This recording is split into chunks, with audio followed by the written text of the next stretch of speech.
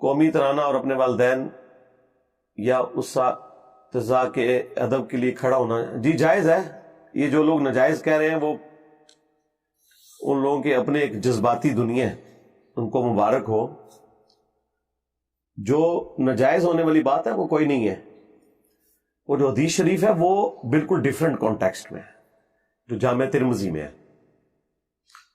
کہ جس شخص کی یہ خواہش ہو کہ لوگ اس کے استقبال میں کھڑے ہو جائیں وہ اپنا مقام جہنم میں دیکھ لے. ٹھیک ہے, یہ حدیث ہی بتا رہی ہے کہ جس شخص کے لیے لوگ کھڑے ہو رہے ہیں نا, یہ اس سے متعلق حدیث ہے, نہ کہ کھڑے ہونے والوں سے متعلق. ورنہ تو حدیث یہ ہونی چاہیے تھی کہ جو شخص کسی کے استقبال کے لیے کھڑا ہو وہ جہنمی ہے. ٹائم قیامت تک ہے, کوئی ضعیف روایتی لے آئے. تو اس کا مطلب یہ بتایا جا رہا ہے کہ جو وہ شخص ہے نا وہ اپنے اندر تکبر نہ پیدا کرے. ویسے اسے کوئی پروٹوکول دینا چاہتا ہے وہ لوگوں کا رائٹ ہے. جامع ترمذی میں ایک اور حدیث ہے, انس بن مالک کہتے ہیں کہ ایک شخص ہم میں آتا تھا جو ہمیں سب سے بڑھ کر محبوب تھا, لیکن ہم کبھی بھی ان کے استقبال کے لیے کھڑے نہیں ہوئے کیونکہ وہ اس بات کو ناپسند فرماتے تھے, اور وہ اللہ کے رسول تھے صلی اللہ علیہ وآلہ وسلم. اچھا, یہ حدیث جو ترمذی کی ہے یہ بھی اس پر گواہی دے رہی ہے کہ نبی علیہ السلام نے اسے حرام نہیں فرمایا, بلکہ آپ کا ذاتی شغف تھا کہ میرے استقبال کے لیے کوئی کھڑا نہ ہو. انس بن مالک کے الفاظ دیکھیں نا, ورنہ تو انس بن مالک کا کام تھا کہ وہ اس کام کے حرام ہونے کا ذکر کرتے. وہ کہتے ہیں کہ اتنا بڑا شخص آتا تھا ہم کھڑے نہیں ہوتے تھے, یعنی ان کا دل کر رہا ہے کھڑے ہونے کو. اور پھر ریزن کیا بتا رہے کہ وہ اپنے حق میں اسے ناپسند فرماتے تھے. مراد یہ کہ نبی صلی اللہ علیہ وآلہ وسلم نے اسے شریعت کے طور پر حرام نہیں فرمایا, بلکہ اپنی ذات کے اعتبار سے. وہ تو میں بھی کرتا ہوں, میرے استقبال کے لیے کوئی یہاں کھڑا نہیں ہوتا, وہ کھڑا ہونے کی کوشش بھی کرے اسے بٹھا دیتے ہیں. لیکن مجھے کوئی ملنے آتا ہے میں کھڑے ہو کے استقبال کرتا ہوں. ماں باپ آ جائیں کھڑا ہو سکتا ہوں تو کھڑا ہو جاتا ہوں, ٹیچر آ جائیں رسپیکٹ دیتا ہوں. بلکہ میں آپ کو بتاؤں گیم الٹ سکتی ہے. اگر کوئی شخص کسی بڑے آدمی کے لیے جو واقعی جس کی وہ دل سے عزت کرتا ہے وہ کھڑا نہیں ہو رہا نا, این ممکن ہے کہ جو نہیں کھڑا ہو رہا اس کے اندر شیطان گھس گیا ہو تکبر کا کہ میں نہیں کھلوندا. یہ بھی ذرا ذہن میں دیکھیں. یعنی میں اپنے حق میں یہ سمجھتا ہوں کہ میرے سامنے کوئی بندہ ایسا آئے جس کی رسپیکٹ ہے ریلیجن کے پوائنٹ آف ویو سے, اور میں کھڑے ہو کر اس کا استقبال نہ کروں تو میں یہ سمجھوں گا کہ میرے اندر شیطان گھس گیا کہ میں اسے ڈیو رسپیکٹ نہیں دینا چاہتا. میں نے ہر وہ کام کرنا ہے جس سے میں اپنے اندر چھپے ہوئے شیطان کو ڈیگریڈ کر سکوں. تو اس کا طریقہ یہ ہے کہ مجھے رسپیکٹ دینی ہے. غامدی صاحب کے آئے داماد حسن الیاس بھائی, نہ صرف میں نے کھڑے ہو کے انہیں ریسیو کیا بلکہ اپنی جو مین چیئر تھی اس کے اوپر ان کو بٹھایا, خود سائڈ پہ بیٹھا. کیا فرق پڑ گیا؟ صرف اس لیے کہ مجھے کہیں یہ خیال نہ آئے کہ میں کوئی بہت بڑی چیز ہوں. تو اندر کی میں مارتے مارتے یہ نہ ہو کہ سب سے بڑی میں آپ کے اندر ہو جائے, میں نے ایسے کھلونا ہی نہیں جی. یہ آپ کیا میسج دے رہے ہیں کسی کو؟ رہا اس کا معاملہ تو آپ کے پاس کون سا تھرمامیٹر ہے چیک کرنے کا کہ اس کے دل کے اندر یہ تمنا ہے کہ لوگ اس کے لیے کھڑے ہوں؟ نہیں ہے نا. تو آپ ڈیو رسپیکٹ دیں اپنے ٹیچرز کو بھی, علماء کو بھی, جن سے آپ دین سیکھتے ہیں, یا آپ ان سے کالج اور یونیورسٹی کی تعلیم حاصل کرتے ہیں, یا آپ کے ماں باپ ہیں, یا آپ سے عمر میں بڑے ہیں. اس میں کوئی عیب والی بات نہیں ہے. کن چیزوں میں امت کو الجھا دیا ہے یہ بعض لوگوں نے, میں بڑا حیران ہوتا ہوں. اس کے اندر یعنی شرک کو داخل کر دیا. بھائی یار خدا کے لیے اللہ سے ڈر جاؤ. یہ تو الٹا آپ کے اندر تکبر آیا ہوا ہے. صحیح مسلم میں حدیث ہے جس کے دل میں رائی کے دانے کے برابر بھی تکبر ہوا نا وہ جنت میں نہیں جائے گا. جی تو صحابہ نے عرض کیا اللہ کے رسول بعض اوقات ہماری خواہش ہوتی ہے کہ ہمارے کپڑے اچھے ہوں, جوتیاں اچھی ہوں, گیٹ اپ اچھا ہو, کیا یہ بھی تکبر ہے؟ تو آپ نے فرمایا یہ تکبر نہیں ہے, اللہ بھی خوبصورت ہے اور خوبصورتی کو پسند فرماتا ہے. تکبر یہ ہے کہ تم حق بات سے اناد کرو, یعنی دل نے گواہی دے دی نا یہ بات ٹھیک ہے, پھر بھی تم نہ مانو. واقعی اس سے بڑا تو تکبر ہو ہی نہیں سکتا نا کہ قرآن و سنت کی کوئی بات آ جائے اور بندہ کہ میں نے نہیں ماننی, اور اللہ کے فضل سے, بلکہ کہنا چاہیے اللہ کے غضب سے, دیندار طبقے میں یہ بات پائی جاتی ہے کہ آپ اسے بخاری مسلم سے نماز کا طریقہ بھی بتا دیں, کیسا تکبر اس کے اندر جھلکتا ہے. اس نے نہیں رفع الیدین پھر بھی شروع کرنا, تیرے ہوتے جنم لیا ہوتا, رفع الیدین پھر بھی نہیں سی تو کرنا. اسے دکھا دیں ایاک نعبد و ایاک نستعین, اس نے پھر بھی بابوں کو ہی پکارنا ہے. یہ تکبر. تو فرمایا تکبر یہ ہے کہ تم حق بات سے اناد کرو اور دوسروں کو حقیر جانو. دوسروں کو حقیر جاننے میں تو یہ ہو سکتا ہے نا کہ جب آپ کسی کو پروٹوکول نہ دیں تو ایک لمحے کے لیے آپ کے دل میں یہ گمان آ جائے کہ میں اسے بہتر ہوں, بس گئے تو اسی اس گل نو لے کے بیٹھے رہو, تعظیم کے لیے کھڑا نہیں ہونا چاہیے. تو گیا, تیرے اندر شیطان وڑ گیا جڑا نہیں کھلوتا, تو کھلو جائے گا تو ایمان بچا لے گا. اور وہ تو مسئلہ ہی تیرا جعلی ہے نا کہ تعظیم کے لیے کھڑا نہیں ہوا جا سکتا. تو نے تعظیم کے لیے کھڑے نہ ہو کے اپنے اندر بیٹھے ہوئے شیطان کو ایکسپوز کر لیا ہے کہ سب سے بڑا شیطان تو ہے, تیرے اندر اتنا تکبر ہے کہ تو کسی کو اتنا پروٹوکول دینے کے لیے تیار نہیں. دوسری طرف تو آپ کو بتاتے ہیں کہ سیدہ فاطمہ جب آتی حضور کھڑے ہو جاتے ہیں ان کے استقبال کے لیے, چادر بچھا دیتے, مرحبا پیاری بیٹی, بوسا دیتے, سب کچھ. یار یہ نارمز ہوتی ہیں. یہ کون سا دین تم لوگ سکھا رہے ہو آ کے؟ اکثر مجھے بھی لوگ بھیجتے رہتے ہیں جو ڈاکٹر سرار صاحب نے, یا ڈاکٹر سرار صاحب نے کہہ دیا تو بس اللہ تعالیٰ ان کی غلطی سے درگزر فرمائے. ٹھیک ہے, غلطی کسی کو بھی لگ سکتی ہے. بخاری مسلم دونوں میں حدیث ہے, سعد ابن معاذ رضی اللہ تعالیٰ عنہ اوس کے سردار تھے. یہ دو ڈومیننٹ بندے ہیں سعد نام کے, انصار مدینہ میں سے, سعد ابن معاذ اور سعد ابن عبادہ. سعد ابن معاذ اوس کے سردار اور سعد ابن عبادہ خزرج کے سردار. ان دونوں کی وجہ سے اسلام پھر پھیلا ہے. تو سعد ابن معاذ کو غزوہ خندق کے موقع پر ایک تیر لگا ان کے گھٹنے میں, زخم لگ گیا ان کو. پھر انہوں نے دعا بھی کی تھی کہ اے اللہ اگر مشرکین عرب سے کوئی جنگ اب باقی نہیں ہے نا نبی الاسلام کی, اور عرب کی سرزمین میں آپ کا غلبہ ہو چکا, تو اسی زخم سے مجھے شہادت کی موت دے دینا. اور وہ ان کا زخم پھر دوبارہ سے کھل گیا اور وہ شہید ہو گئے اس میں.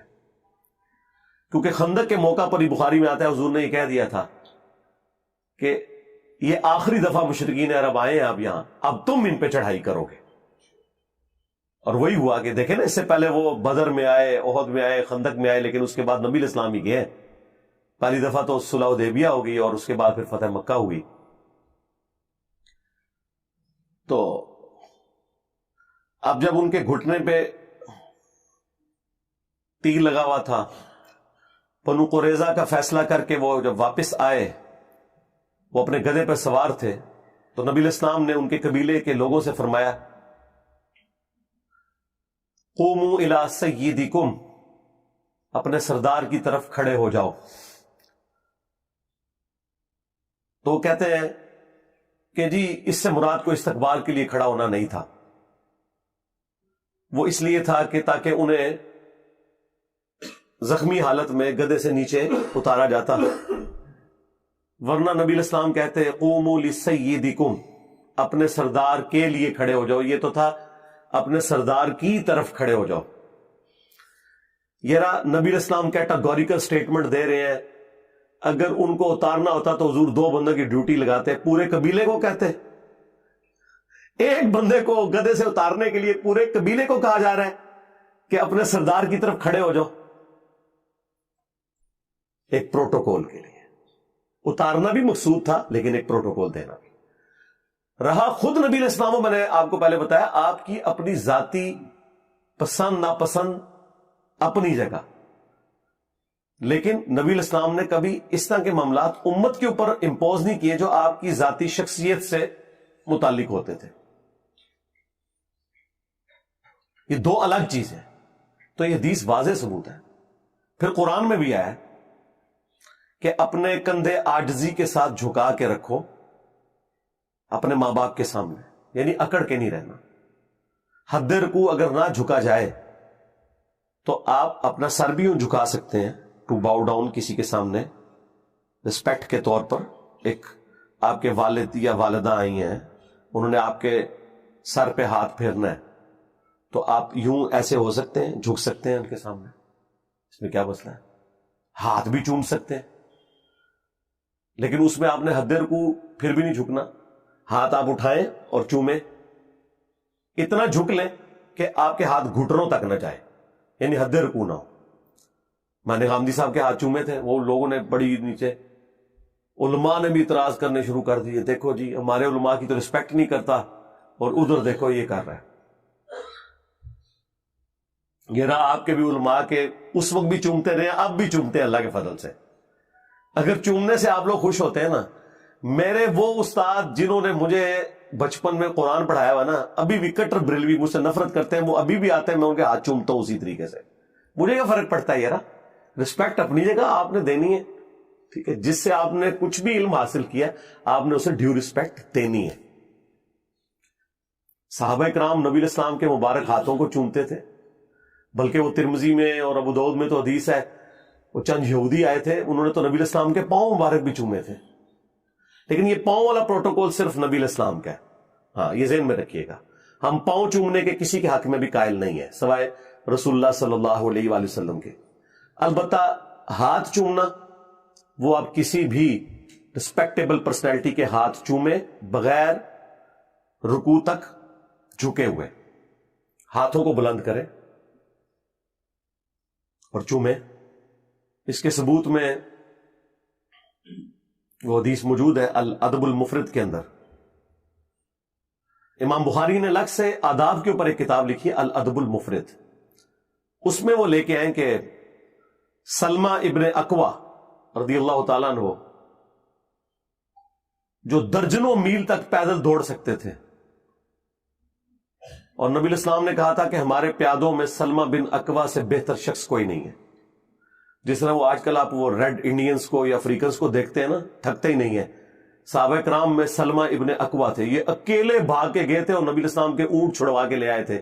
بخاری میں آتا ہے وہ جو چند قبیلے کے لوگوں نے حضور کے وہ اونٹ ہانک کے لے گئے تھے. تو ان کو 2 تابعین ملنے کے لیے آئے. بس گفتگو شروع ہوئی تو سلمہ ابن اکوا نے کہا کہ یہ میرے ہاتھ ہیں جن سے میں نے حضور کے ہاتھوں پر بیعت کی ہوئی ہے. بس یہ بات کرنی تھی نا، وہ تابعین ایک دم کھڑے ہوئے اور انہوں نے ان کے ہاتھوں کو پکڑ کے بوسہ دیا. یہ حدیث الادب المفرد کے اندر موجود ہے.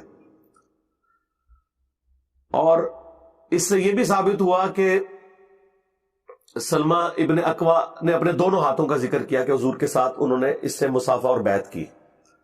اور دوسرا تابعین نے حضور کی نسبت کی وجہ سے اس صحابی کے ہاتھوں کو چوما کہ یہ وہ ہاتھ ہیں جنہوں نے ہمارے نبی کے ہاتھوں میں ہاتھ دیا ہوا ہے.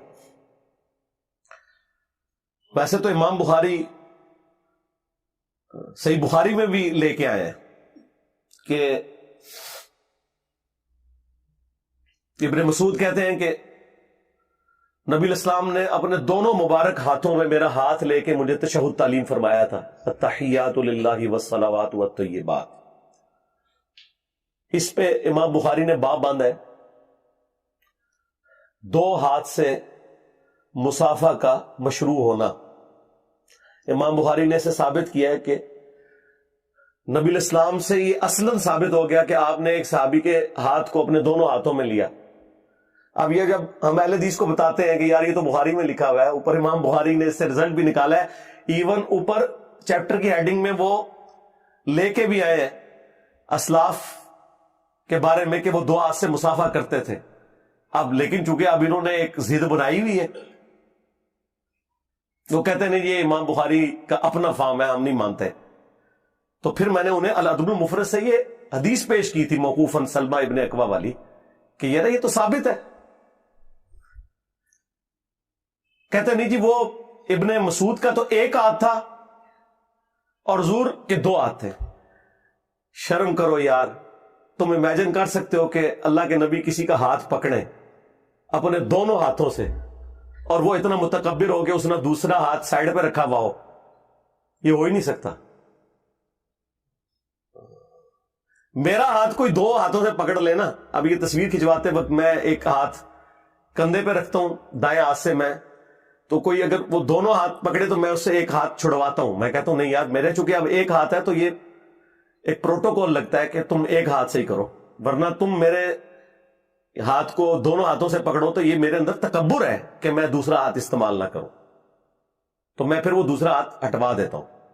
ہاں جب کبھی آمنے سامنے ملاقات ہو میں دو ہاتھ سے ہی سلام لیتا ہوں آخری درجے تک. یہ بھی تو تکبر ہے کہ ایک بندہ آپ سے دو ہاتھ سے سلام لے رہا ہے اور آپ اس کے آگے ایک ہاتھ کر رہے ہیں. یہاں نہیں آپ کو تکبر نظر آتا؟ اصل چیز یہ ہے کہ تکبر کس چیز میں ہے. اگر کسی چیز میں اصلاً تکبر ہے نا، اس سے آپ نے بچنا ہے. ہو سکتا ہے آپ تعظیم میں نہ کھڑے ہوں، اس میں آپ کے اندر تکبر گھسا ہو. اگلے کو تو بچا رہے ہیں، خود اپنا بیڑا غرق کر رہے ہیں. ٹھیک ہے، آپ اپنی فکر کریں، اگلے کو چھوڑیں، اگلے نے اپنا فیصلہ خود کرنا ہے، وہ آپ نے نہیں کسی کا فیصلہ کرنا. یہ ذہن میں رکھیے گا. میں علماء کو کہتا ہوں زرق برق لباس نہ پہنے، لیکن میں نے اسپیسیفکلی کبھی کسی عالم دین کا نام لے کے یہ نہیں کہا کہ یہ ابو داؤد کی حدیث ہے جس نے دنیا میں شہرت کا لباس پہنا اللہ تعالیٰ قیامت کے دن اسے ذلت کا لباس پہنائے گا.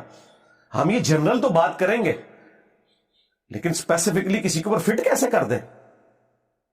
ترغیب ہی دلا سکتے ہیں کہ ترمذی میں حدیث ہے جس نے دنیا میں استطاعت کے باوجود اچھا لباس ترک کر دیا اور سادہ لباس پہنا، اللہ تعالیٰ پبلکلی قیامت کے دن اسے جنتی حلہ پہنائے گا کہ اس نے میری وجہ سے دنیا میں سادگی اختیار کی تھی. تو ہم یہ ترغیب تو دلا سکتے ہیں، لیکن ہم لوگوں کو یہ تو نہیں کہہ سکتے کہ اگر کسی نے مہنگا لباس پہنا تو وہ اتار دے یا وہ تکبر کر رہا ہے. معاذ اللہ، ہم کیوں ایسے کسی کے بارے میں بدگمانی کریں؟ ترغیب دلائیں گے، اس کا اور اللہ کا معاملہ ہے. ہمارا کام صرف قرآن و سنت کی روشنی میں سچ بات، حق بات پہنچانا ہے. مانتا ہے مانے، نہیں مانتا نہ مانے.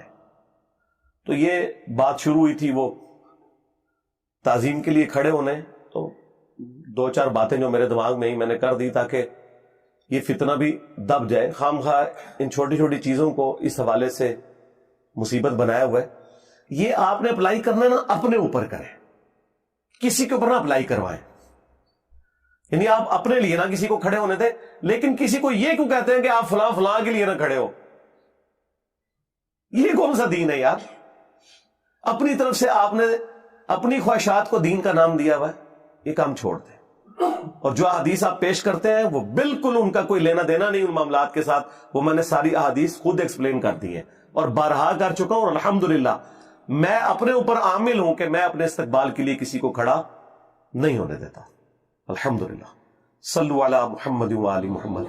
اللہم صلی علی محمد وعلی آل محمد واصحاب محمد وازواج محمد اجمعین الی یوم الدین.